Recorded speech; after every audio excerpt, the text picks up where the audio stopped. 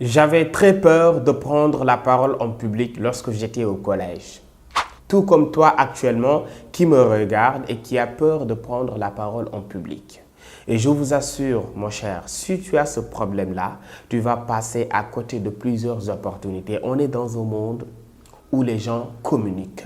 On est dans un monde où les gens se parlent. Et tout commence et termine par la parole, par la communication. Alors, si tu as peur de prendre la parole en public, tu passeras à côté de plusieurs opportunités. Et moi, aujourd'hui, tout ce que je fais et toutes les opportunités que j'ai actuellement, c'est grâce à ma langue, c'est grâce à la parole, c'est grâce à ma capacité à parler à l'aise devant un public. Et aujourd'hui, plus de 90% de la population mondiale ont la phobie, c'est-à-dire la peur de prendre la parole en public. Et peut-être toi, tu fais partie de ces personnes-là. Alors si tu as peur de prendre la parole et si tu peines à pouvoir convaincre, cette vidéo est faite pour toi. Alors avant de continuer, je t'invite à t'abonner maintenant sur cette chaîne parce que c'est une opportunité en or. Vous allez apprendre toujours de développement personnel, d'entrepreneuriat, de prise de parole, d'actualité avec cette chaîne YouTube. Alors abonne-toi, même pas 2 secondes. Merci beaucoup et laisse-nous un petit pouce bleu pour ne pas rater les prochaines vidéos. Chers amis, si vous avez des problèmes pour parler devant un public, ce que vous allez faire pour pouvoir s'en sortir, c'est de commencer déjà maintenant à affronter cette peur-là. Si vous avez peur de prendre la parole devant une assemblée, lorsqu'on vous pose des questions, levez-vous, même si c'est 2 minutes, parlez et ensuite asseyez-vous. Lorsqu'on vous donne la possibilité de poser des questions, levez la main et posez des questions. Parce que la prise de parole commence par là. Et lorsqu'on parle de prise de parole en public, on parle d'art oratoire, il faut prendre en compte ces 3 facteurs. Le premier, c'est la communication verbale. Lorsqu'on parle de communication verbale, c'est le verbe, ce qui sort de ma bouche, la langue, les mots que j'utilise. Est-ce que je parle bien français? Est-ce que je fais des fautes? Est-ce que je parle bien ma langue maternelle? Est-ce que je fais des fautes? Il faut maîtriser la langue avec laquelle on communique.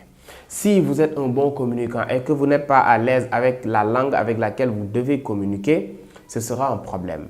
Et il ne faut pas se dire que non, je ne maîtrise pas cette langue, donc je ne vais pas l'utiliser. Aujourd'hui, nous les Africains, il n'y a pas un Africain qui maîtrise le français à 100%. Même les Français ne maîtrisent pas le français à 100% parce qu'il y a des mots qu'ils ne connaissent pas, mais n'empêche, ils communiquent. Ils font des fautes et c'est avec ces erreurs-là que vous faites que vous allez pouvoir vous améliorer avec la langue. Donc, lorsqu'on parle de communication, on parle de communication verbale. Le verbe, la langue. Après ça, il y a ce qu'on appelle, et le plus important, la communication non verbale. Lorsqu'on parle de communication non verbale, on parle du branding, on parle de l'apparence. Pour pouvoir faire une bonne communication, impacter et pour pouvoir convaincre, il faut être charismatique, il faut vraiment être présentable. Devant le public, vous devez vous tenir sur vos 2 pieds, pas se tenir sur un seul pied. Il ne faut pas mettre les mains dans les poches. Il ne faut pas se gratter la tête tout le temps. Il ne faut pas mal s'habiller. L'habillement, ça joue un rôle très important. On dit souvent que l'habit ne fait pas le moine, mais ça permet d'entrer au temple. L'habit ne fait pas le moine, mais ça te permet d'entrer au temple. Donc, habille-toi bien, convenablement pour pouvoir impressionner, pour pouvoir convaincre, pour pouvoir te faire respecter. Et la communication non verbale, ça fait allusion à la gestuelle. Les mains doivent communiquer. Il ne faut pas les mettre dans les poches ou derrière comme un vieux de 90 ans. Vous voyez le regard, le contact visuel. Si vous ne regardez pas la personne avec qui vous parlez, vous ne pouvez pas le convaincre. Vous ne pouvez pas pénétrer son cœur. Parce que l'objectif, c'est de pénétrer le cœur de ton auditoire, de pénétrer sa tête et de pénétrer son cœur pour pouvoir vraiment le convaincre et l'avoir dans tes poches. Il y a un vieux qui le dit, en art oratoire, en communication, l'objectif c'est d'avoir raison. Je ne sais pas par quel moyen, mais l'essentiel, il faut que tu aies raison. Et tu dois tout faire pour pouvoir avoir raison. Pas mentir, bien évidemment, même si certains le font, mais peut-être dans le bon sens. Donc, pour pouvoir convaincre, pour pouvoir être un bon orateur, il faut travailler sa communication corporelle. Tout le corps communique. Si ta tête elle est froissée et que tu t'es mal habillé, même si tu es le plus intelligent, le meilleur communicant du monde, tu vas passer à côté de ton discours. Parce que les gens vont perdre trop de temps à te juger sur ton apparence, à te juger sur, voilà, si tu es bien habillé ou pas, tout ça. Donc ça va faire en sorte que les gens ne seront pas connectés à 100%. On est d'accord? Donc les amis, habillez-vous bien. Utilisez la gestuelle. Faites une bonne gestion de l'espace. Lorsque vous parlez devant un public, il faut bouger. Il faut se balader sur la scène. Il faut occuper la scène comme le lion occupe la forêt. OK? Donc, chers amis, à part ce qu'on appelle la communication non verbale, il y a ce qu'on appelle la communication paraverbale. Et lorsqu'on parle de communication paraverbale, on parle de tout ce qui est relatif à la voix. La voix, c'est une identité.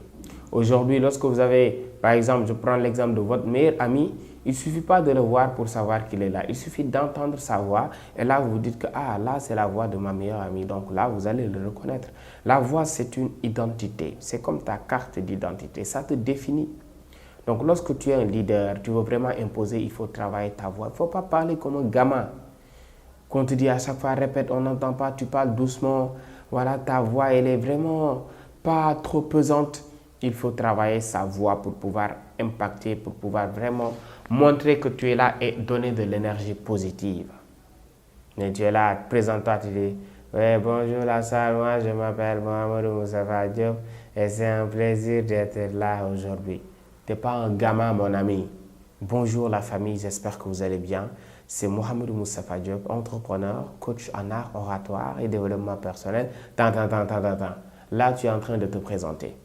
Et tu le fais avec une certaine éloquence. Mais certains te diront, oui, bonjour, moi je m'appelle Issa, oui, donc je suis content, je fais ça, je suis maçon. C'est-à-dire ils se présentent comme si voilà, ils étaient en train voilà, de réfléchir dans la tête sur qui ils sont réellement. En réalité, ils ne savent même pas qui ils sont. Donc, il faut travailler sa voix. Il faut avoir une voix vraiment qui impose, une voix vraiment qui capte l'attention de l'auditoire. Donc, travaillez votre communication verbale, la langue avec laquelle vous parlez, soyez à l'aise là-dessus. Okay? Faites des efforts, lisez des livres. À part cela, travaillez votre communication non verbale, donc utilisez la gestuelle, les mots ne suffisent pas, donc il faut utiliser les mains, il faut utiliser le corps, il faut utiliser l'apparence, il faut utiliser le regard, il faut utiliser également la posture que j'ai oublié de signaler, il faut avoir une bonne posture, ok? Il faut tout utiliser pour pouvoir faire en sorte que ces mots-là s'alignent avec en fait tes mouvements corporels. Et ça, c'est très important. Et enfin, comme je l'ai dit, il y a ce qu'on appelle la communication paraverbale, tout ce qui est relatif à la voix, et il faut parler sur ça.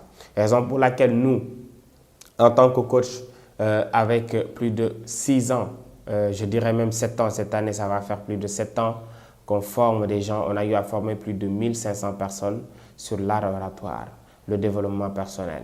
Vous voyez, et aujourd'hui, ces personnes-là, on a pu avoir des champions nationaux d'art oratoire dans notre pays qu'on a eu à former nous. Donc, pour vous dire que nous sommes là pour vous encadrer. Si vous avez ces problèmes-là pour parler devant un public, nous avons votre solution. Nous organisons chaque mois presque des sessions de formation. Donc, si vous serez intéressé, donc vous allez pouvoir cliquer sur le lien sur la barre de description pour pouvoir rejoindre nos prochaines séances de formation.